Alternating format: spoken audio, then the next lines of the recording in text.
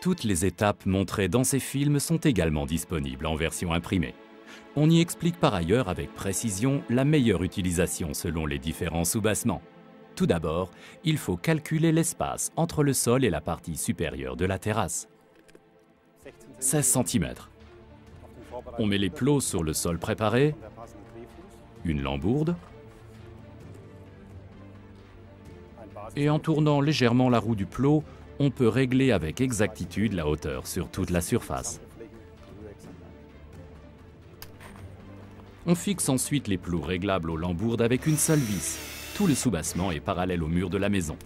Les lames de la terrasse sont posées ensuite à angle droit.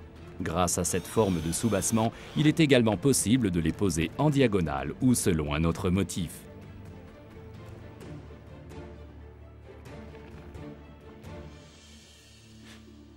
Quand on pose le soubassement, on tient compte des espacements suivants. Entre chaque lambourde, 43 cm, entre chaque plot, 65 cm.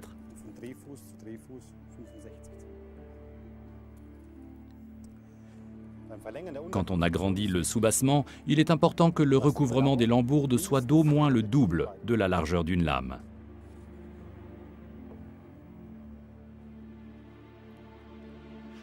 Vous avez donc besoin d'au moins 2,50 m de lambourdes par mètre carré, selon les lames employées.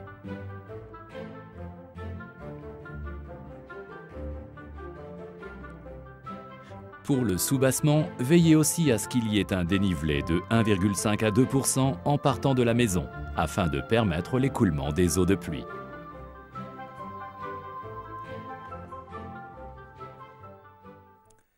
Mon conseil: pour pouvoir travailler avec un niveau à bulles dans le secteur de la pente, je rajoute une lambourde sur l'autre tous les 2 mètres. 4 cm sur 2 mètres, cela donne 2 % de dénivelé. Ainsi, je peux travailler avec le niveau à bulles sur toute la terrasse. Les lames Natur Inform ne doivent jamais être posées à même le sol. Elles sont à 70 % en bois et peuvent être endommagées par l'humidité stagnante. Le soubassement garantit une circulation d'air suffisante et donc une grande longévité pour des dizaines d'années.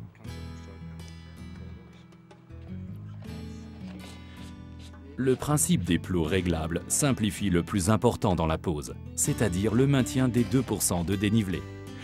Pour les quelques 40 mètres carrés de terrasse, Michel et son aide n'ont besoin que de 6 heures.